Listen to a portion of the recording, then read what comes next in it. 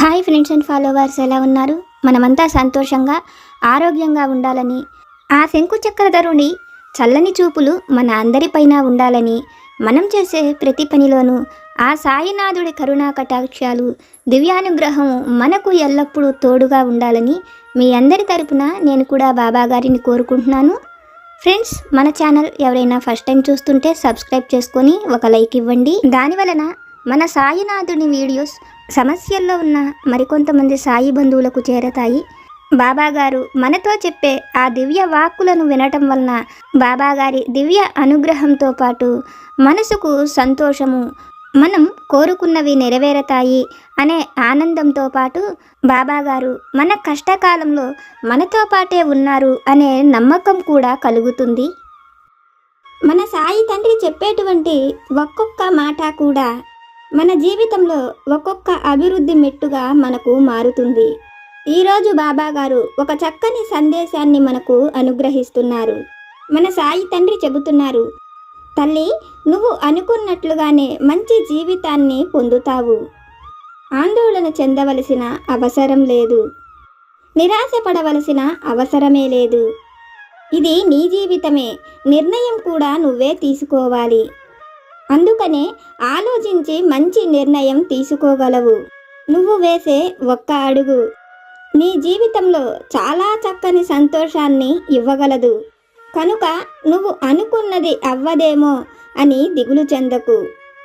అన్నీ నువ్వు అనుకున్నట్లుగానే జరుగుతాయి. నమ్మకంతో నువ్వు అనుకున్నది సాధించడానికి కొంత సమయం నమ్మకంతో ఓర్పుగా ఓపికగా వేచి ఉండు తల్లి అని మన సాయి తండ్రి ఒక చక్కని సందేశాన్ని మనకు అనుగ్రహిస్తున్నారు. మన సాయి తండ్రే మనకు సద్గురువు. గురువు ఎప్పుడైనా కూడా మనకు కలిగిన కష్టం నుండి మనం ఎలా బయటపడాలా అనే కోరుకుంటారు. దానికోసం మనతో పాటు మన కష్టం పోగొట్టేందుకు ప్రయత్నిస్తారు. మనం సంతోషంగా ఉండాలని కోరుకుంటారు. మన జీవితంలో వచ్చే ప్రతి కష్టాన్ని మనం ఎలా తొలగించుకోవాలో మన సాయి తండ్రి మనతో స్వయంగా చెబుతారు. ఈరోజు బాబాగారు మనతో చెబుతున్న ఈ మాటలలోని పరమార్థాన్ని, సత్యాన్ని మనం తెలుసుకోవడం కోసం బాబాగారి అనుగ్రహంతో మనకు బాబాగారు చెప్పే మాటలను విని ఆ గురువు పైన నమ్మకంతో సాయీసుని అనుగ్రహంతో మన కష్టం ఎలా దూరం చేసుకోవాలో బాబాగారి అనుగ్రహంతో ఆ తండ్రి వాక్కుల ద్వారానే విని తెలుసుకుందాం. పూర్వం విశాలపురం అనే గ్రామంలో శ్రీనయ్య అనే ఒక వంటవాడు ఉండేవాడు. శ్రీనయ్య, అతని తండ్రి రామయ్య, వాళ్ళు అందరూ కూడా తరతరాల నుంచి వంట పనే తప్ప వారికి చదువు పైన ఎటువంటి ఆశ లేదు. కానీ శ్రీనయ్య తండ్రి రామయ్యకు మాత్రం వాళ్ళ కుటుంబంలో వాళ్ళు ఎవరైనా ఒక్కరైనా చదువుకోవాలని ఎంతో ఆశపడేవాడు. తన కొడుకుని అతను చదివించే స్తోమత లేక చదివించలేకపోతాడు. అయితే సీనయ్యకు దీపకుడు అనే ఒక కొడుకు ఉంటాడు. రామయ్య ఎప్పుడు తన మనవడితో బాగా చదువుకోవాలని, మనకు అన్నపూర్ణ అనుగ్రహం ఉన్నది కానీ సరస్వతి అనుగ్రహం లేదని, ఆ తల్లి అనుగ్రహం పొందేలాగా మన కుటుంబంలో ఒక్కరైనా చదువుకున్న వాళ్ళను చూడాలని, అది అతని కోరికని తన మనవడితో చెప్పేవాడు. ఆ సీనయ్య పరిస్థితి రామయ్య పరిస్థితిలాగా కాదు. కొంత అతనికి మెరుగైన పరిస్థితి ఉండడంతో సీనయ్యను తన కొడుకుని చదివించమని చెప్తాడు. తండ్రి చెప్పినట్లుగా సీనయ్య కూడా అతని కొడుకు దీపకుణ్ణి చదువుకునేందుకు ఆ గ్రామంలోనే ఉండే గురువు దగ్గరకు పంపిస్తాడు. అయితే గురుకులం నిండా విద్యార్థులు ఉండేటప్పటికీ దీపకుడు అక్కడ ఉండడానికి వీలు కుదరదు. అందుకని గురువు యోగీశుడు అతనికి ఒక షరతును పెడతాడు. నువ్వు ప్రతిరోజు కూడా నీ ఇంటి నుంచి ఇక్కడకు చదువుకోవడానికి వచ్చేటట్లయితే నాకు ఎటువంటి ఇబ్బంది లేదు. ఆ విధంగా అయితే చదువుకోవడానికి రావచ్చని చెప్తాడు. అతను కూడా ఇంటికి వెళ్ళి వచ్చేందుకు తనకు ఏ ఇబ్బంది లేదని, ప్రతినిత్యము ఆ విధంగానే వస్తానని దీపకుడు అతనితో చెప్తాడు. అలా అయితే నువ్వు 4-5 రోజులకు మించి సెలవు పెట్టకూడదు. ఒకవేళ నువ్వు అలా చేసి ఉంటే కనుక నువ్వు ఎందుకు సెలవు పెట్టావో కూడా నేను కారణం అడగను. ఆ మరుసటి రోజు నుంచి మాత్రం నువ్వు గురుకులానికి రావాల్సిన అవసరం ఉండదు. ఇంకొకటి, నాకు అబద్ధం కూడా చెప్పకూడదు.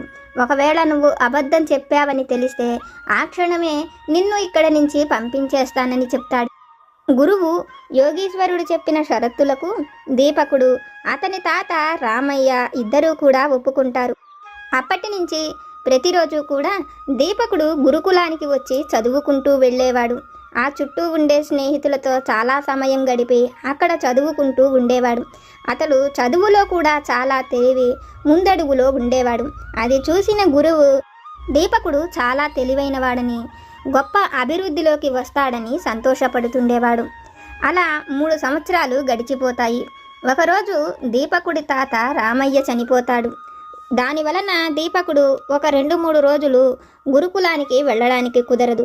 ఆ తర్వాత నుంచి అతను ప్రతిరోజు కూడా గురుకులానికి వెళుతుంటాడు.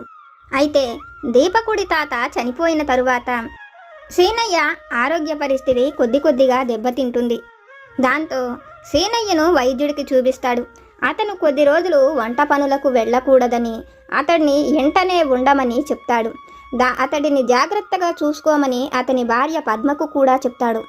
పద్మ వైద్యుడు చెప్పినట్లుగానే సీనయ్యను ఎంతో జాగ్రత్తగా చూసుకుంటుంటుంది. బిడ్డ చదువుకోవాలి అనే కోరిక వాళ్ళ అందరిలోనూ ఉండడంతో అతనికి ఆ కష్టం అనేది తెలియకుండా దీపకుణ్ణి కూడా జాగ్రత్తగా చూసుకుంటుంటుంది. అయితే పరిస్థితులు ఎప్పుడూ ఒకేలాగా ఉండకపోయేసరికి ఇల్లు నడవడం కష్టమవుతుంటుంది. ఒకరోజు పద్మ ఆ విషయాలన్నిటినీ కూడా దీపకుడితో చెప్తుంది. అందుకు దీపకుడు తల్లితో, ఇప్పుడు నన్నేమి చెయ్యమంటావని అడుగుతాడు. కొద్ది రోజులు నువ్వు విద్యాభ్యాసం కోసం గురుకులానికి వెళ్ళడం ఆపి నీ తండ్రి ఆరోగ్యం బాగుపడేదాకా దగ్గర ఉండి అతడిని జాగ్రత్తగా చూసుకో. అతను చేసే వంట పనికి నేను వెళ్ళి వస్తానని, కొన్నాళ్ల తర్వాత మళ్ళీ నువ్వు నీ విద్యాభ్యాసానికి వెళ్ళవచ్చని చెప్తుంది. అందుకు తల్లి మాటలు విన్న దీపకుడు తల్లితో, నువ్వు చెప్పినట్లుగా నేను కొద్ది రోజులు విద్యాభ్యాసాన్ని ఆపి నేను ఇంట ఉండి తండ్రిని చూసుకుంటాను. అయితే నేను ఇంట ఉండి తండ్రిని చూసినా, నేనే వంట పనికి వెళ్ళి వచ్చిన సమస్య ఏమీ ఉండదు కదా, కాబట్టి వంట పనికే నేను వెళ్ళి వస్తాను. నాన్న ఆరోగ్యం బాగుపడేంత వరకు ఇంట ఉండి తండ్రి బాగోగులను చూసుకోమని, తల్లిని ఇంట ఉండమని అతను ఆ వంట పనికి వెళుతుంటాడు. అయితే వంట పనికి వెళ్ళేటప్పుడు అతనికి తన తాత చెప్పిన విషయాలు, గురువు చెప్పిన విషయాలే అతనికి ఎప్పుడూ గుర్తుకు వస్తుంటాయి. అతను అన్ని రోజులు సెలవు పెట్టడం వలన గురువు తనని గురుకులంలోకి రానివ్వడని, తాత కోరికను తను నెరవేర్చలేకపోతున్నానని, అతడికి కూడా సరస్వతి అనుగ్రహం లేదని దీపకుడు ఎంతగానో బాధపడుతుంటాడు. అయితే కొద్ది రోజులకు దీపకుడి తండ్రి ఆరోగ్య పరిస్థితి బాగుపడుతుంది. ఆ రోజు నుంచి సీనయ్య దీపకుణ్ణి గురుకులానికి వెళ్ళమని సీనయ్య వంట పనికి వెళుతుంటాడు. అయితే గురుకులానికి బయలుదేరి వెళ్ళిన దీపకుడు మనసులో ఎంతో ఆలోచిస్తుంటాడు. ఈ రోజు నుంచి నన్ను గురుకులంలోకి రానిస్తారో రానివ్వరో, నేను విద్య నేర్చుకోవడానికి మొదట గురుకులానికి వచ్చినప్పుడే 4-5 రోజులకు మించి సెలవు పెడితే నన్ను గురుకులానికి రానివ్వనని అప్పుడే చెప్పారు. ఇప్పుడు నన్ను రానిస్తారో రానివ్వరో అనుకుంటూ వెళతాడు. కానీ అక్కడ సీనయ్య అనుకుంటున్నట్లు గురువు అతన్ని పిలిచి ఏమీ మాట్లాడడు. చక్కగా అందరితో పాటు అతనికి కూడా విద్యను నేర్పిస్తాడు. కొంతసేపు చదువుకున్నాక అక్కడ ఉండే పిల్లలందరూ కూడా ఆడుకుంటూ ఉంటారు. వాళ్లతో పాటు దీపకుడు కూడా వెళ్ళి ఆడుతుంటాడు. వాళ్లల్లో కొంతమంది దీపకుడితో, నువ్వు ఈ 15 రోజులు మాతో ఆడలేదు, ప్రతిరోజు కూడా ఎంతో మౌనంగా కూర్చునేవాడివి, మా అందరిలాగా అన్ని పాఠాలు రాసుకుని బాగా చదువుకున్నావు, కానీ నువ్వు ఈ 15 రోజులు అలా ఎందుకు ఉన్నావో మా ఎవ్వరికీ కూడా అర్థం కాలేదని చెప్తాడు. ఆ మాటలకు దీపకుడు అసలు తను ఆ 15 రోజులు రానేలేదని, తన పరిస్థితిని అన్నిటినీ కూడా అక్కడ ఉండే వాళ్లతో చెప్తాడు. వాళ్లల్లో ఒకరు వెళ్ళి గురువుకు దీపకుడు చెప్పిన అన్ని విషయాలను చెప్తాడు. ఆ మాటలు వింటున్న గురువు ఆశ్చర్యపోయి దీపకుడిని పిలిచి వాళ్ళు చెప్పిన మాటలు నిజమేనా అని అడుగుతాడు. అందుకు అతను అవునని సమాధానం చెప్తాడు. అలా అయితే ఈ 15 రోజులు నువ్వు రాలేదని చెప్తున్నావు, మరే అచ్చం నీలాగా ఇక్కడకు ఎవరు వచ్చారని అడుగుతాడు. అందుకు దీపకుడు బాగా ఆలోచించి, గురువుగారు, మా తాతల దగ్గర నుంచి అందరూ కూడా ఎంతో చదువుకోవాలని ఆశపడ్డారు, కానీ ఎవరి కోరిక కూడా నెరవేరలేదు. కనీసం ఈ తరం నుంచైనా చదువుకున్న వాళ్లను చూడాలని మా తాతగారు ఎప్పుడూ అంటుండేవారు. అందుకోసమే నాకు సహాయం చేసేందుకు మా తాత ఆ రూపంలో వచ్చాడని చెప్తాడు. అయితే దీపకుడు ఆకతాయితనంగా చెప్తున్నాడో, ఎలా చెప్పినా అతను అబద్ధం చెప్తున్నాడేమో, లేకపోతే చనిపోయిన అతని తాత ఆ రూపంలో రావటం ఏమిటి అనుకొని, నేను నీకు ముందుగానే చెప్పాను నాకు అబద్ధం చెప్పకూడదని. అయితే నువ్వు మామూలు అబద్ధం చెప్పటం లేదు, చనిపోయిన నీ తాత ఇక్కడకు వస్తున్నాడని చనిపోయిన వాళ్ళ మీద కూడా అబద్ధం చెప్తున్నావు అని గురువు దీపకుడిని దండిస్తాడు. అయితే దీపకుడు మాత్రం తను చెప్పింది నిజమని, కావాలంటే తన ఇళ్ల చుట్టుపక్కల వాళ్లను కూడా అడగమని చెప్తాడు. దీపకుడు అన్నది నిజమా కాదా అని అతని గురువు తెలుసుకుంటే నిజంగానే దీపకుడి తండ్రి ఆరోగ్య పరిస్థితి బాగోలేదని, తండ్రి వెళ్ళవలసిన వంట పనికి దీపకుడే వెళ్ళాడని అన్ని విషయాలు గురువుకు తెలుస్తాయి. అయితే గురువుకు ఆ విషయాలు పూర్తిగా నమ్మబుద్ధి కాక, దీపకుడు అబద్ధం చెప్పినాడని తెలిస్తే అతడిని గురుకులానికి రానివ్వరని ఈ విధంగా చెప్తున్నారేమో అనుకుని గురువు అతడికి ఒక పరీక్షను పెడతాడు. నాకు విద్య నేర్పిన గురువు ఎంతో గొప్పవాడు, అతను నాకంటే కూడా చాలా జ్ఞానము కలిగినవాడు. నా గురువు దగ్గర విద్యాసాగరము అనే ఒక గొప్ప గ్రంథం ఉన్నది. నేను చదువుకునే రోజుల్లో ఆ గ్రంథం కావాలని దాన్ని చదవడం కోసం చాలాసార్లు నా గురువు దగ్గరకు వెళ్ళి అడిగాను. అయితే నా గురువు ఆ గ్రంథాన్ని నేను పొందాలి అంటే నాకు ఒక షరతును పెట్టాడు. అదేమిటంటే నా గురువు ఇక్కడ నుంచి 150 మైళ్ళ దూరంలో ఉంటాడు. అతను ఉండే దూరం వెళ్ళాలి అంటే మినిమం 3-4 రోజుల సమయమైనా పడుతుంది. కానీ ఒక రాత్రిలోపే నేను అక్కడకు చేరుకొని నా గురువుకి నాకు విద్యాసాగరము అనే పుస్తకం కావాలనే వినతి పత్రాన్ని అతనుకు అందించాలి. అలా నేను చెయ్యగలిగితే నాకు ఆ పుస్తకాన్ని ఇస్తానని నా గురువు చెప్పాడు. కానీ అది నా జీవితంలో ఇంతవరకు సాధ్యపడలేదు. నువ్వు అన్నట్లుగా నీ తాత ఆ పని చేస్తే కనుక నువ్వు చెప్పింది నిజమని నమ్ముతాను. నీ తాత కోరిక ప్రకారం నీకు విద్యను కూడా నేర్పిస్తాను. అలా చెయ్యని పక్షంలో నువ్వు నా దగ్గరకు విద్యకు రావాల్సిన అవసరం లేదని దీపకుడితో చెప్తాడు. గురువు యోగీశ్వరుడు చెప్పిన మాటలు విన్న దీపకుడు తనకు ఒక పెద్ద చిక్కే వచ్చిందనుకుని గురువు రాసిచ్చిన ఆ లేఖను తీసుకొని తన వెంట పెట్టుకొని ఇంటికి వస్తాడు.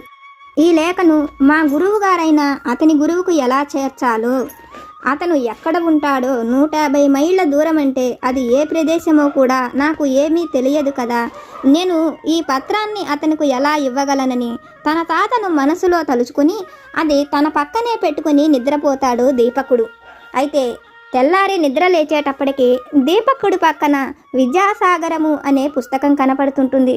అది చూసి ఎంతో సంతోషంగా ఆ రోజు గురుకులంలో ఉండే విద్యార్థులు అందరికంటే కూడా ముందుగానే దీపకుడు గురుకులానికి చేరుకుంటాడు. గురువుకు తాను తీసుకువచ్చిన గ్రంథాన్ని కూడా తీసి చూపిస్తాడు. అది చూస్తున్న అతను ఒక పక్కన సంతోషంగాను, ఇంకొక పక్కన ఎంతో కోపంతోనూ, నువ్వు నన్ను మోసం చేశావు. నేను నీకు మొదటలోనే ఈ గురుకులానికి వచ్చేటప్పుడే చెప్పాను, నువ్వు నన్ను మోసం చెయ్యకూడదని, అబద్ధం చెప్పకూడదని, 4 రోజులకు మించి నువ్వు గురుకులానికి రాకుండా ఉండకూడదని. ఈ విషయాలన్నీ కూడా నేను నీకు ముందే చెప్పాను. కానీ నువ్వు నేను చెప్పిన ఏ విషయాన్ని కూడా పాటించలేదు. నువ్వు నన్ను మోసం చేశావని గురువు అంటాడు. అందుకు దీపకుడు, గురువర్య, నేను మిమ్మల్ని మోసం చేసింది నిజమే. అయితే నేను నా అవసరానికే ఇక్కడకు రాలేదు. కానీ నేను మిమ్మల్ని ఏమీ మోసం చేయలేదు. ఉన్న నిజమంతా కూడా మీతో చెప్పాను. నా మాటలు విన్నాక కూడా మీరు నాకు ఈ పుస్తకాన్ని తెచ్చిస్తే విద్యను నేర్పిస్తానని చెప్పారు. అందుకోసమే నేను ఈ పుస్తకాన్ని తీసుకువచ్చానని చెప్తాడు. అందుకు గురువు, నేను అంటున్నది నువ్వు ఈ పుస్తకం తెచ్చినందుకు కాదు. ఒకవేళ ఈ గ్రంథాన్ని తెచ్చివ్వడానికి మీ తాత నీకు నిజంగానే సహాయం చేసి ఉంటే, ఆ చేసేది ఏదో ఆ వంట పనిలోనే నీకు సహాయం చేయొచ్చు కదా. ఆయనే వెళ్ళి ఆ వంట పనిని చేసి ఉంటే నువ్వు ఇక్కడకు విద్య నేర్చుకోవడానికి వచ్చేవాడివి కదా. అంటే నీకు విద్య మీద ఏమాత్రమూ శ్రద్ధ లేదు. నీకు విద్యను నేర్పించాలనే ఆశ, పట్టుదల నీ తాతలో కూడా లేదు. మీరు అంతా కూడా మోసం చేశారు, అబద్ధం చెప్పారని అంటాడు. గురువు మాటలు వింటున్న దీపకుడు గురువు ఆ విధంగా మాట్లాడేటప్పటికీ అతను ఏమి చెప్పాలో, గురువు అన్న మాటలు నిజమే కదా, అతనికి బదులుగా తన తాత వంటకు వెళ్ళి ఉంటే అతను విద్య నేర్చుకోవడానికి వచ్చేవాడిని కదా అని బాధపడుతూ ఇంకా తన విద్య సాగదని, తన ఆశ తన తాత ఆశ నెరవేరటం లేదని దీపకుడు ఎంతగానో బాధపడుతుంటాడు. అయితే తన తాతను మనసులో తలుచుకొని దీపకుడు ఆ విధంగా బాధపడుతున్న సమయంలో దీపకుడికి గురువుకు వినపడేటట్లుగా అక్కడ ఒక అశరీరవాణి వినిపిస్తుంది యోగీశ్వరుడితో. నువ్వు ఆ బాలుడిని ఏమీ అనవద్దు, అతను చెప్పిన ప్రతి మాట నిజమే.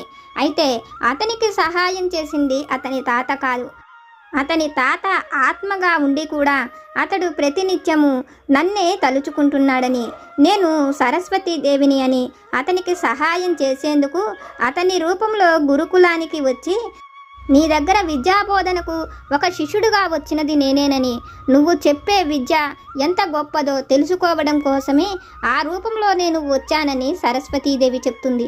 అలా నేను రావటం వలన నీకు కూడా ప్రయోజనం కలిగింది.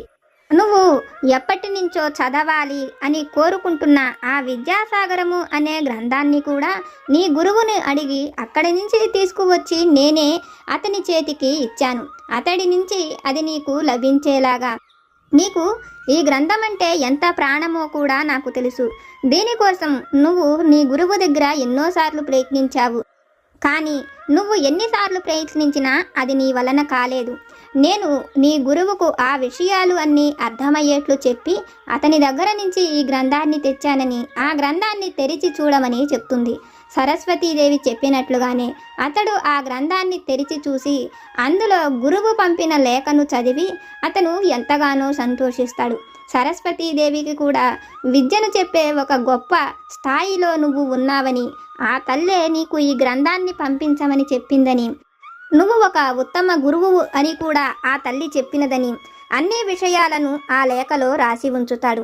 అది చదువుకుంటున్న యోగీశ్వరుడు ఎంతో సంతోషంగా తనకు అంత ఘనకీర్తి లభించడానికి, సరస్వతి అనుగ్రహం తనకు కలిగి తను సరస్వతీమాతకే విద్య చెప్పే ఒక గురువుగా పేరు ప్రఖ్యాతలు పొందడానికి, దీని అంతటికి అతనికి ఆ పుస్తకం పైన ఉన్న శ్రద్ధ, అలాగే దీపకుడికి చదువు పైన ఉన్న శ్రద్ధేనని అతను తెలుసుకొని ఆ రోజు నుంచి దీపకుడికి తనకు వచ్చిన విద్యలను అన్నిటినీ కూడా నేర్పిస్తాడు. అయితే దీపకుడి తల్లిదండ్రులు మాత్రం మొదటి నుంచి కూడా గురువు విషయంలో భయపడుతూనే ఉంటారు. ఎక్కడ ఆ బిడ్డకు చదువును ఆపేస్తాడో, అతని తండ్రి రామయ్య చెప్పినట్లు వాళ్ళ ఎవరికి సరస్వతి అనుగ్రహం లేదు, తమ కుమారుడికి కూడా ఆ విధంగానే జరుగుతుందేమోనని భయపడతారు. కానీ దైవం పైన మనకు నమ్మకం ఉంటే మనకు దైవం తప్పక సహాయం చేస్తుందని, అందుకనే ఆ సరస్వతి మాతే వచ్చి తన కొడుకు ఆ విధంగా సహాయం చేసిందని తన తండ్రైన రామయ్య కోరిక ధ్యేయం నెరవేరుతున్నదని దీపకుడి తల్లిదండ్రులకు అర్థమవుతుంది. తల్లి, ఇది విన్న నీకు నేనేమి చెప్పాలనుకుంటున్నానో అర్థమైంది కదా. నువ్వు కోరుకున్నది ఏదైనా, నీ కోరిక ఆశయం నెరవేరేలా నేను నీకు ఎప్పుడు తోడుగా, నీ ఆశయం నెరవేరేలా నేను నీకు తప్పక సహాయం చేస్తాను. నీ ముందు ఉన్న ఈ సమస్యలను చూసి నిరాశ చెందకు తల్లి. నా పైన నీకున్న నమ్మకాన్ని, ఓపికను, సహనాన్ని కోల్పోకు అని మన సాయి సమర్థులు ఒక చక్కని సందేశాన్ని మనకు అనుగ్రహిస్తున్నారు. బాబాగారు మనతో చెప్తున్నారు, మనం కోరుకున్నది ఏదైనా, అది మనకు మంచి ఉద్యోగమైన, భర్తతో సంతోషకరమైన జీవితమైనా, ఒక మంచి ఇంటినైనా, బిడ్డలనైనా, మనం ఏది కోరుతున్నామో అది తప్పకుండా బాబాగారే మనకు అనుగ్రహిస్తానని, అయితే మనం అనుకున్నది పొందడానికి కూడా మనకు ఒక సమయం అనేది ఉంటుందని, దైవంపై నమ్మకంతో ఉంటే దైవం మనం అడిగిన దానిని తప్పక మనకు అనుగ్రహిస్తారు అని ఈరోజు బాబాగారు ఒక చక్కని సందేశాన్ని మనకు తెలియజేస్తున్నారు. ఫ్రెండ్స్, బాబాగారు మనతో చెప్పిన ఈ విషయాలను విన్నారు కదా. బాబాగారి వాక్కుల ద్వారా మనం తెలుసుకున్న ఈ విషయాలు కనుక మీకు నచ్చితే లైక్ చేయండి, షేర్ చేయండి. మీకేమైనా సమస్యలు కనుక ఉంటే వాటిని నాకు కామెంట్ సెక్షన్లో పెట్టండి. నేను పూజ చేసుకునేటప్పుడు మనందరి సమస్యలు తీరాలని, మన అందరి కోరికలు నెరవేరాలని మీ అందరి తరపున నేను కూడా సాయి సమర్థులను కోరుకుంటాను. నాకు తెలిసిన పరిష్కారాలను కూడా చెప్తాను. జై సమర్థ సద్గురు సాయినాథ్ మహారాజ్ की जय।